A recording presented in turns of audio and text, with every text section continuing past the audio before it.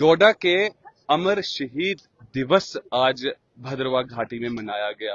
90 के दशक में मिलिटेंसी के दौरान जितने भी अमर शहीद हुए थे उनके लिए आज श्रद्धांजलि दी गई।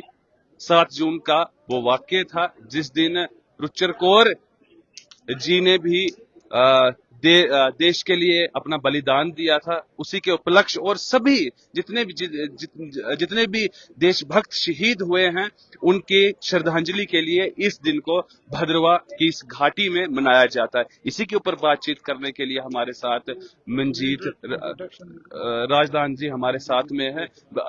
बीजेपी के ये वरिष्ठ नेता हैं और इनसे बातचीत करेंगे और इसके जो भी कार्यक्रम आज हुआ, शहीदों को जो श्रद्धांजलि दी गई, उसके ऊपर विस्तार पूर्वक बात करेंगे। स्वागत है राजदान साहब आपका हमारे चैनल में। सबसे पहले मैं आपका TSL का जो चैनल है उसका स्वागत करता हूं।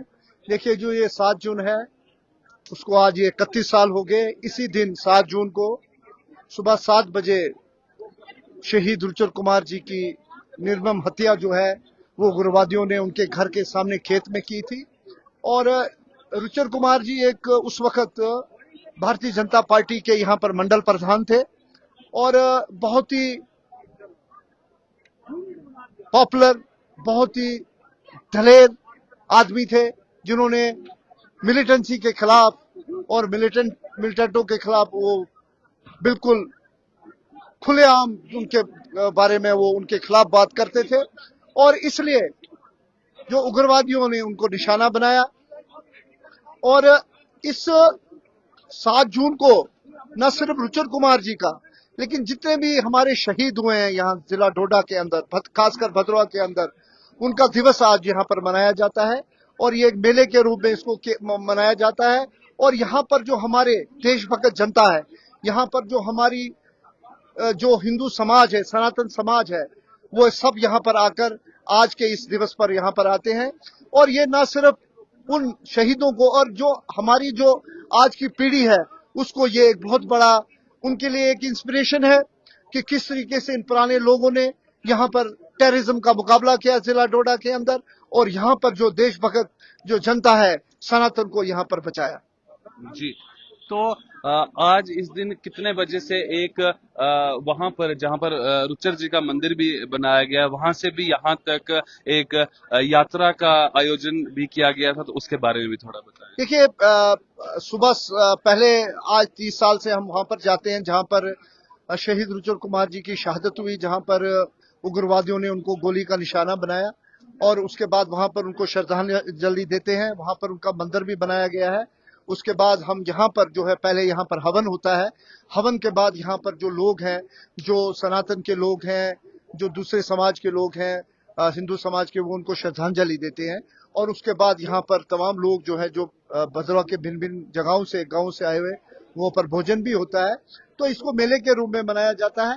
मैं आपके चैनल के माध्यम से जो नई जो हमारी पीढ़ी है जो उसके बाद पैदा हुई, उनको भी ये मैं कहना चाहता हूँ कि वो जरूर इस 7 जून को हर साल यहाँ पर आए और उनको ये पता चले कि इन लोगों ने, इन वीर लोगों ने किस तरीके से अपनी शहादत देकर इस समाज को, इस जिले को बचाया है। जी, बहुत बहुत धन्यवाद राजदान साहब। इस समय आप देख रहे हैं कि शहीदी पार्क में इस समय हम मौजूद हैं और पूरे कार्यक्रम के बाद अभी यहाँ पर प्रसाद का भी आयोजन किया गया है, यहाँ पर आप देख पा रहे हैं। और हमारे साथ इस समय जुड़ चुके हैं अमर शहीद रुचर कौर जी के सुपुत्र हमारे साथ मौजूद हैं और इनसे जानने की कोशिश करेंगे कि क्या संदेश ये देना चाहते हैं आज की युवा पीढ़ी को कि 90 के दशक का जो दौर सिर्फ भद्रवा घाटी में ही नहीं पूरे इलाके में उस समय मिलिटेंसी का दौर था, किस प्रकार से इनके पिताजी ने बलिदान देकर इस समाज को बचाया और एक अलग अपनी छाप पूरे हिंदुस्तान में छोड़ी। इनसे बातचीत करेंगे। स्वागत है आपका और फिलहाल आप अपना नाम बताएं। जी, मैं आशीष कुमार, स्वर्गीय श्री रुचर कुमार कौर जी का पुत्र। तो जैसे कि आज भद्रवा में शहीदी दिवस मनाया जा रहा है, आज 7 जून 2025 31वां शहीदी दिवस भद्रवा में मनाया जा रहा है। आज से 31 वर्ष पूर्व 7 जून 1994 मंगलवार सुबह 7 बजे के लगभग पिताजी पे आतंकियों ने कायराना हमला किया जिसमें वो शहीद हुए। तो उनके सदैव उनके कुछ शब्द थे जो वो मतलब दोहराए रहते थे। तेरा वैभव अमर रहे माँ, हम दिन चार रहे ना रहे। मतलब इतना निस्वार्थ भाव से खुद को माँ भारती के लिए न्यौछावर कर देना कि माँ जो है, माँ भारत माता का जो है वो परम वैभव पे रहे, हम रहे ना रहे। उनका यही शब्द उनके उस पर थे। तो सबसे बड़ी बात यह कि उस समय में, जिस समय में पूरे भूतपूर्व जिला डोडा, किश्तवाड़, रामबन और डोडा सब मिला के हमारा एक जिला बनता था, जो उस समय में जम्मू कश्मीर का सबसे बड़ा जिला भी था, जिसके बाद में 3 टुकड़े हुए।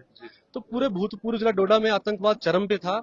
घाटी के बाद जब 1988 के आसपास जब घाटी में आतंकवाद शुरू हुआ और 90 में वहां से पलायन करवाया, तो आतंकवादियों का जो अगला मंसूबा था वो मतलब भूतपूर्व जिला डोडा से हिंदुओं को विहीन करवाना था। सबसे बड़ा जिला था उस समय, सबसे बड़ा जिला था, और यहाँ की जो नेशनलिस्ट पावर थी, यहाँ के जो सनातनी लोग थे वो काफी मजबूत थे। तो नेक्स्ट जो उनका टारगेट था वो यहाँ के लोगों को खाली करवाना था। उस समय में, जिस समय में खुद को हिंदू कहना भी मानो अपना डेथ वारंट साइन करना है, लोग खुल के बाहर ही नहीं कर सकते। हमने उस समय में देखा, चापनाड़ी में कांड हुआ, बरशाला में कांड हुआ, सरथल माता के वहां कांड हुआ, जिसमें पूरा सामूहिक रूप से हिंदुओं का नरसंहार किया गया। कि मतलब गाड़ियों में आते थे, देखते थे कि जिसमें किसी को टीका लगा, सिंदूर लगा, बिंदी लगी, तो उनको अलग से लाइन लगा के मारा जाता था। मतलब खुद को हिंदू कहना ही बहुत बड़ा क्राइम था उस समय में। तो उस समय में आतंकवाद से लोहा लेना कोई इतना इजी टास्क नहीं जैसा हमें आज के समय में लगता है। जिस समय में एक तो आपको आतंकवाद से भी लड़ना है, एडमिनिस्ट्रेशन आपके अगेंस्ट है, और जो पूरे देश की सरकार है वो आपके अगेंस्ट है, आपको कोई भी सपोर्ट नहीं है। उस समय आपके पास क्या था? आपका शस्त्र क्या था? आपका शस्त्र था लड़ने का संगठन, कि आप लोग संगठित थे। उसी संगठन के चलते हमने उस जो आतंकवाद रूप का दानव था, उस पर हमने विजय प्राप्त की है।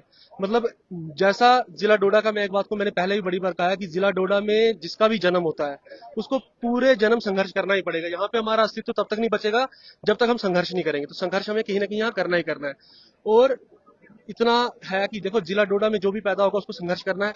और अगर हमने उस समय में ये जो जंग जीती आतंकवाद से, ये मुझे नहीं लगता कि मतलब कहीं और ऐसा कभी हुआ होगा या कभी होगा।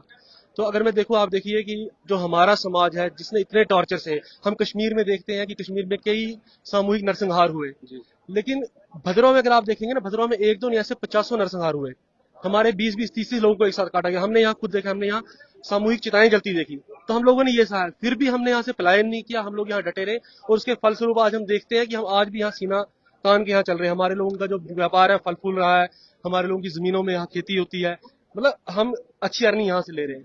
तो इस सब का जो श्रेय जाता है हमारे बलिदानों को जाता है, जो हमारे ये बलिदानी हुए इनको जाता है। अब इसमें मैं एक चीज कहूंगा, देखो बलिदान जो है, जो देने वाले थे वो देके चले गए, लेकिन उन्होंने किन सपनों को देखकर ये बलिदान दिए, उनको साकार करना हम तक है। सपनों को साकार करना जी, कि उनका काम था बलिदान देना, वो बलिदान देके चले गए, लेकिन उनका लक्ष्य क्या था? उन्होंने किस लक्ष्य को देख के ये बलिदान देने चाहे? अगर हम उनके बलिदानों के लक्ष्य को पूरा नहीं कर पाए तो वो बलिदान व्यर्थ है।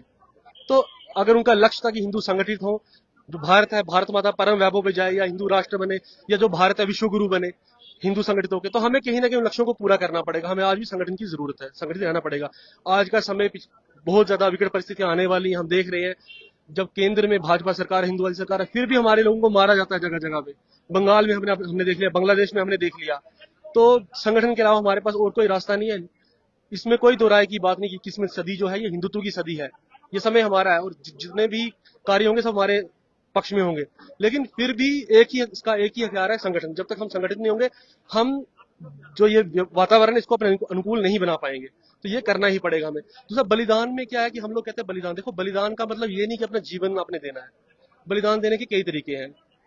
कई आर्थिक रूप से देते हैं, कई माँ भारती के कार्यों में सहयोग करके करते हैं, कोई जीवन का दान देता है, कोई गृहस्थ को त्याग देता है, कोई सनातन पथ पे चलता है, तो कोई संन्यास ले लेता है। अलग अलग तरीके बलिदान के, वो सब बलिदान कहे गए हैं। तो हम किसी भी तरीके का बलिदान देके ज्यादा से ज्यादा राष्ट्र हित में अपना योगदान दें, तो वो देना ही पड़ेगा। उसी से हम लोग आगे जाए। अब हमारा सपना है कि हिंदू राष्ट्र बने। वो हिंदू राष्ट्र कैसे बनेगा? उसकी आवाज जो है वो मेरे यहाँ से आनी चाहिए पहली, वो मेरे यहाँ से आए, आपके यहाँ से, हम सब मिलकर वो आवाज उठाएं, तो कहीं ना कहीं हमारे सपने साकार होंगे। और कई बार क्या होता है ना कि हमें अपने जो निजी स्वार्थ है उनको छोड़ना पड़ता है। एक समय की बात थी, एक असुर था जो देवताओं का उसने इतना प्रकोप कर दिया कि देवताओं का रहना मुश्किल हो गया। अब देवता जितने भी थे सब उठ के तो त्राहिमाम कर रहे थे। जाके ब्रह्मा जी के पास गए, शिव जी के पास गए, विष्णु जी के पास गए कि भाई कैसे इसका क्या करें। ने कहा तो इसका तो ये वध ही नहीं हो सकता। इसका वध कैसे होगा? कहते इसका वध होगा ऋषि जो है उनकी जो हाड़ है उनसे एक वज्र बनेगा, उसी से इसका वध होगा। अब जब गए तो कैसे जाए? अब हाड़ तो तब मिलेंगे जब वो शरीर त्यागेंगे। बिल्कुल। तो जो वो थे देवता सब गए, ऋषि जी के आगे चले गए, दीदी जी के आगे बैठे वहां पे। तो उन्होंने बोला भाई क्या समस्या, क्यों चिंतित हो सारे? कहा एक समस्या है जिसका समाधान केवल आप कर सकते हैं, लेकिन हमें समझ नहीं आ रही हम कैसे बोले। तो जब उन्होंने आग्रह किया तो उन्होंने बोला कि जो दानव है इसका वध होगा केवल आपके हाडों से जो वज्र बनेगा। तो उन्होंने इसमें कौन सी बड़ी बात है, अगर पूरे सनातन के कल्याण के लिए, विश्व के कल्याण के लिए अगर मुझे अपना शरीर त्यागना भी पड़ता है तो मुझे कोई दिक्कत नहीं है। उन्होंने अपना शरीर त्यागा, उससे जो वज्र बना उस वज्र से उस दानव का वध हुआ। जब दानव का वध हुआ तो धर्म की स्थापना हुई और सनातन फल फूल रहा है। तो कई बार निस्वार्थ रूप से भी अपने प्राण जो है वो त्यागने पड़ते हैं समाज के हित के लिए। दूसरा, कहीं ना कहीं माताओं का एक बड़ा इंपॉर्टेंट रोल रहता है इसमें। अगर हम देखें, जैसे हम शिवाजी को फॉलो करते हैं, उन्हें अपना आइडल मानते हैं, तो शिवाजी का एक छोटा सा किस्सा है। एक समय शिवाजी की माता मंदिर जाती है, शिवाजी को घर में रखा जाता है। शिवाजी छोटे से हैं, पीछे से रोते हैं तो उनको भूख लगी थी। एक दासी उन्हें दूध पिलाती है। माता जैसे वापस आती है तो दासी बताती है कि ये रो रहे थे, मैंने इनको दूध पिलाया। माता ने एकदम से उल्टा कर दिया और उनको मुंह में उंगली डाल के वो सारी उल्टी करवा दी कि यदि दास्ता का दूध इसमें गया तो इसने तो राज करना है, स्वराज स्थापित करना है, तो इसमें दास्ता आ सकती है। तो उनका विजन था जीजा माता का। तो कहीं ना कहीं माताओं को भी जीजा माता बनना पड़ेगा, तो अपने जो बच्चे हैं उनका चरित्र का निर्माण उस लेवल से करना पड़ेगा। सब कुछ अपने फेवर में है। अगर आज के समय में 5% भी भगत सिंह या चंद्रशेखर आ जाए, या वैसे शिवाजी 2% भी आ जाए, तो भारत को हिंदू राष्ट्र बनने से कोई नहीं रोक सकता। लेकिन माताओं का बहुत इंपॉर्टेंट रोल रहेगा। शिवाजी का निर्माण माताओं को ही घर से करना पड़ेगा। कौर साहब, कितनी उम्र थी आपकी जब आपके पिताजी शहीद हुए थे? कितनी एज थी आपकी? मैं तब 3.5 साल का था।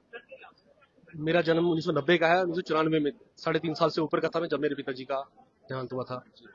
तो आप उनका यहाँ पर चित्र होगा, आप अगर हमारे व्यूवर्स को दिखाएं, या आपके तो आपके मैं आपके आपके फोन में भी चित्र होगा उनका।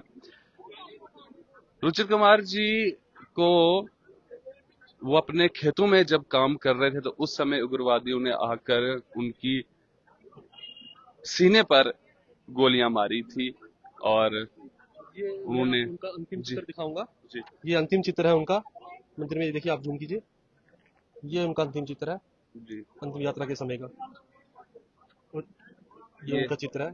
जी मात्र 36 वर्ष की आयु में जिन्होंने बलिदान दिया है और इतना नाम करके, तो हम समझ सकते हैं कि उन्होंने उनको कितना देश से प्रेम था या सनातन से कितना प्रेम था, जी जो अपने भद्रवा के लिए, अपने धर्म के लिए इतना कर गए। और उस पर भी सबसे कायराना बात की अंतिम यात्रा तक पे गोलियां चलाई गई। जी लेकिन वही है ना कि उनका वही था कि तेरा वैभव अमर रहे, माँ हम दिन चार रहे ना रहे। बाकी एक सबसे बड़ी बात थी, उनका लक्ष्य था कि मैं बलिदान दूं। वो कहते ही थे कि जब मेरा बलिदान लगेगा तभी जाके भद्रवा जो है स्टेबल होगा, वहां पे आतंकवाद खत्म होगा। और वास्तव में वैसा ही हुआ। उनका जब बलिदान हो उसके बाद भद्रवा में वैसी कोई भी घटना नहीं हुई, कोई भी यहाँ हत्याकांड नहीं हुआ। और हम लोग आज आप खुद देख रहे हैं कि हम यहाँ कैसे कैसे रह रहे हैं। कहाँ तो हमारी प्रॉपर्टी सब कुछ चिन्हित किया गया था कि ये मैं रखूंगा वो रखूंगा, लेकिन आज भी हम वहाँ उससे डबल बना के रह रहे हैं। जी तो आगे बहुत भी बहुत ऐसा ही रहेगा। धन्यवाद कौर साहब। और इस समय हम शहीदी पार्क में हैं। इस पार्क का निर्माण इसीलिए शहीदों के नाम पर ही इस पार्क का निर्माण भी यहाँ पर किया गया है। यहाँ पर कोई भी कार्यक्रम जो है वो यहीं पर किया जाता है। और इस समय हम शहीदी पार्क में मौजूद है, जहाँ पर आज कार्यक्रम किया गया, शहीदों को श्रद्धांजलि दी गई। जो शहीद 90 के दशक में, यानी कि उग्रवाद जिस समय चरम सीमा पर था, जिन्होंने अपने प्राण उसमें गंवाए थे, जो शहीद हुए थे, उनके लिए आज यहाँ पर श्रद्धांजलि दी गई। बने रहिए हमारे साथ। कैमरामैन पर्वत कोतवाल के साथ मोहित कोतवाल। तब तक के लिए नमस्कार।